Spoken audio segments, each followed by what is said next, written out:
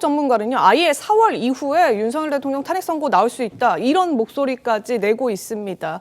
두 재판관의 퇴임 이후에 나오게 될 가능성도 있다는 건데요. 화면 보여드리겠습니다.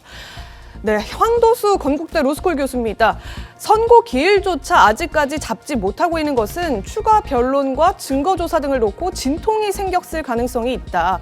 현재 내부에 갑론을박이 벌어지고 있을 수 있다라고 얘기를 하면서 문형배 소장과 이미선 재판관 임기가 끝나는 내달 18일 이후로 윤석열 대통령 탄핵 선고가 늦춰질 수 있다. 이런 전망을 내놓기도 했습니다. 내부에 경론이 오가고 있기 때문에 네.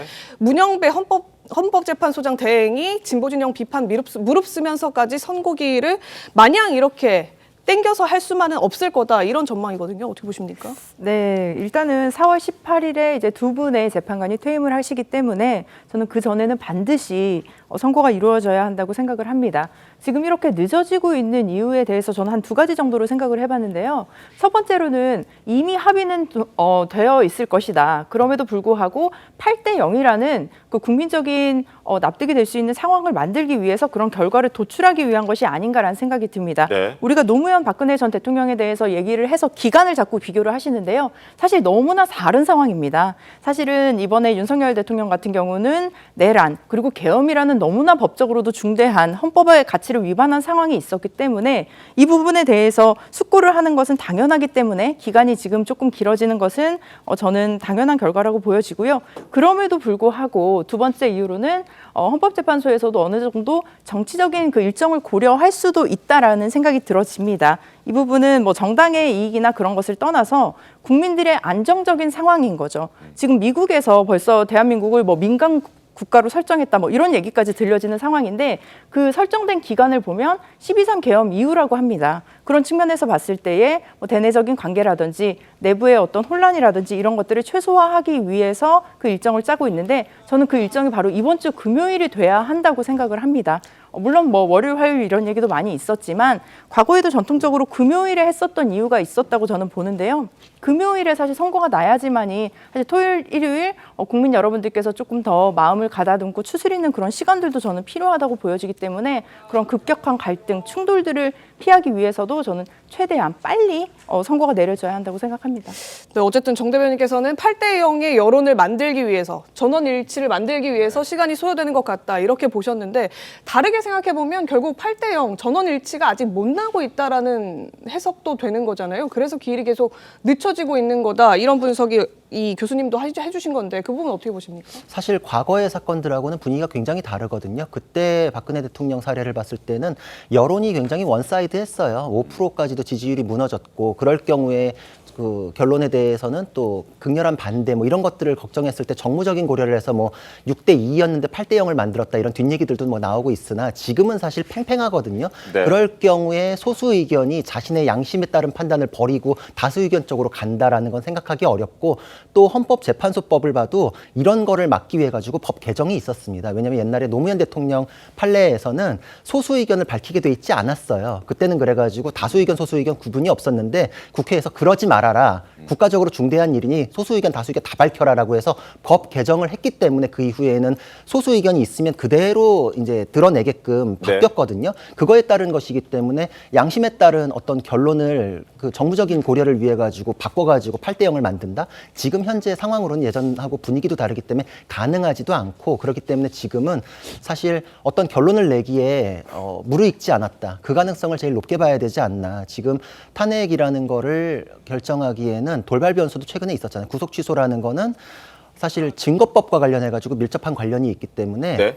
증거에 의해 가지고 사실 인정을 해야 되는데 이 증거에 대해서 오염이 있는가, 그 독수독과의 원칙이라 그러는데 수사 절차에 어딘가에 위법이 발생하면 거기에 인과관계에 있는 증거들은 다 독나무에서 열린 독 열매가 됩니다. 그러니까 다 드러내야 돼요. 다 늘어내는 걸 위해 가지고 심리의 시간이 갑자기 마지막에 추가로 필요한 경우가 생겼다. 그리고 지금 그 국민의힘 쪽에서는 각하 주장을 굉장히 많이 하잖아요. 그게 요새 굉장히 급부상한 내용이기도 한데 각하 주장이 법리적으로 굉장히 명쾌한 면이 있습니다. 그래서 각하 주장을 하는 분들은 본안 심리로 들어가지 않거든요. 네. 그리고 극단적인 예를 들어버리면은 인용 의견이 5이고 각하가 3명이라 그럴 때는 전체적으로 기각이 나와요.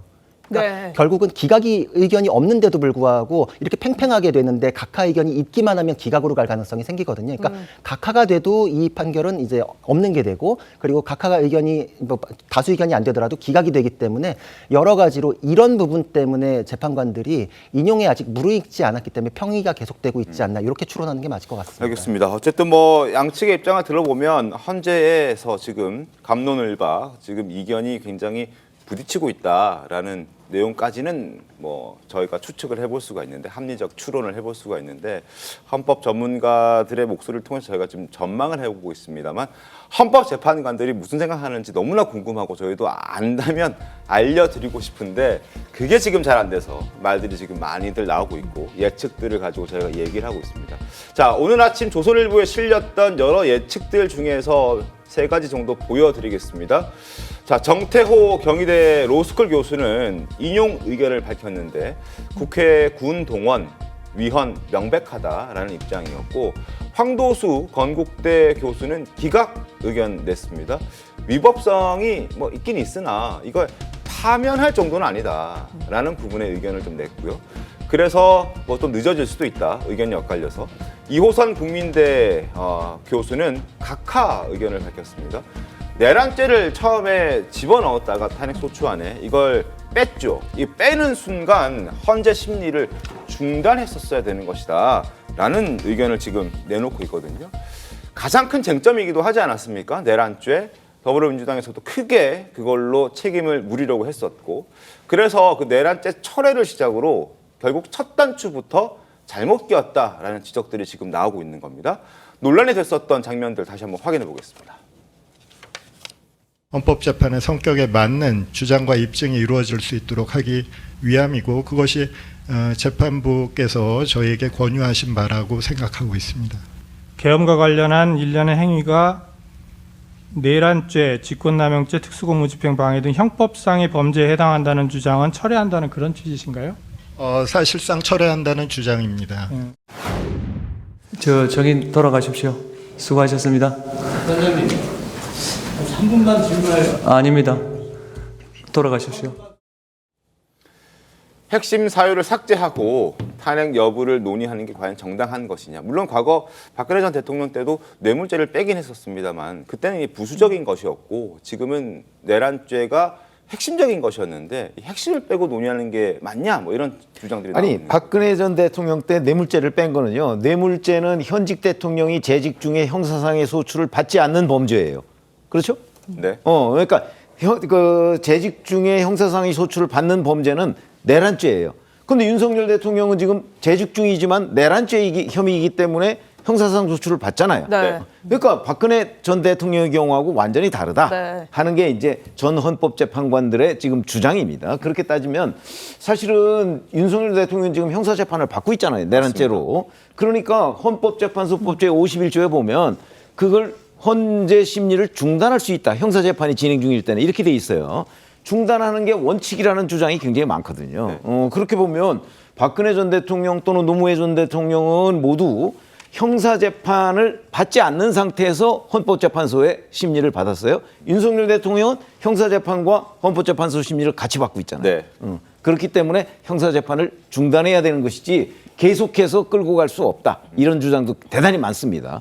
이제 그런 주장이 저기에 보면 헌법재판소 심리를 여기서 중단하고 형사재판의 결과를 기다려야 된다는 논리적 근거가 되고 있어요.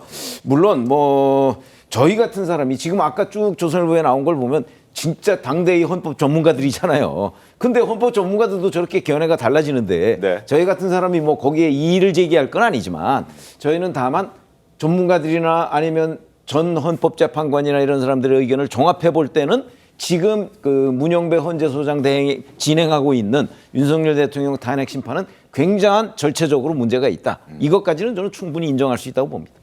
그 절차적 과정에서 흠결 때문에 사실 재판관들이 의견이 있는 것이고, 그래서 더 시간이 늘어질 수 있다, 뭐 이런 주장들이 나오는 거죠. 그렇죠. 그리고 사실 이거는 우리 헌법학회의 최고 권위자라고 하는 허영 교수님께서도 명백한 하자라고 얘기를 하셨거든요. 그 헌법재판소의 위법 사유가 10가지가 넘는다 그럴 때 이거는 심리의 결론을 좌우할 수 있는 내용으로 내란죄 철회 부분에 대해서 언급을 하셨습니다. 내란죄를 뺀 순간에 소추 사유의 동일성은 깨졌고 그럴 경우에는 국회의 재의결이 필요하다. 이게 굉장히 논리가 간명하거든요. 네. 그렇기 때문에 여기에 대해서는 사실 법리적으로 응답을 해야 될 필요가 있습니다. 이건 굉장히 중요할 뿐만 아니라 각하 의견을 가지신 분들은 본안으로 들어가지 않아요. 본안으로 들어가지 않기 때문에 정족수가 미달될 가능성이 굉장히 많아지고 만약에 정족수가 미달될 경우에는 인용 의견이 5명으로 다수 의견이라 하더라도 결국은 기각이 될 수밖에 없습니다. 이럴 경우에는 사실 심리에서 우리가 여태까지 다루었던 뭐 증거 능력이 어땠냐, 네. 홍장원의 메모가 어쩌 이런 내용이 필요가 없어져 버려요. 아예 거기로 들어가지도 않거든요. 네. 그러니까 이런 경우에는 사실 굉장히 법리적으로 강력한 얘기가 아직 정리가 되지 않았다. 그리고 예전에 그때 밀어붙였을 때는 박근혜 대통령 사례에서 이게 가볍게 정리됐던 적이 있다 그랬는데 방금 앵커님 말씀하신 부수적이었거든요. 그때는. 네. 그리고 형사사건이 함께 진행 중이지도 않았고 이렇기 때문에 내란죄 부분에 대해서는 굉장히 첨예합니다. 그리고 두 가지 또 헌법재판소에서 응답해야 되는 부분이 만약에 내란죄를 뺐다라고 했을 경우에는 이 사건으로 인해서 굉장히 큰 위법이 벌어졌습니다라는 그 헌법 위반의 중대성 판단 있죠. 그 부분에서 이 내용을 빼야 돼요. 그게 맞잖아요. 이 심판 대상으로 안 삼았으니까. 네. 이 논리적인 모순과 충돌을 어떻게 정리할 것인지에 대해서 헌법재판소는 진행 과정에서는 정리한 적이 없기 때문에 아마 각하 의견을 주장하시는 재판관들이 그래서 지금도 있기 때문에 평결이 이루어지지 않고 있는 게 아닌가 이렇게 생각할 수 있습니다.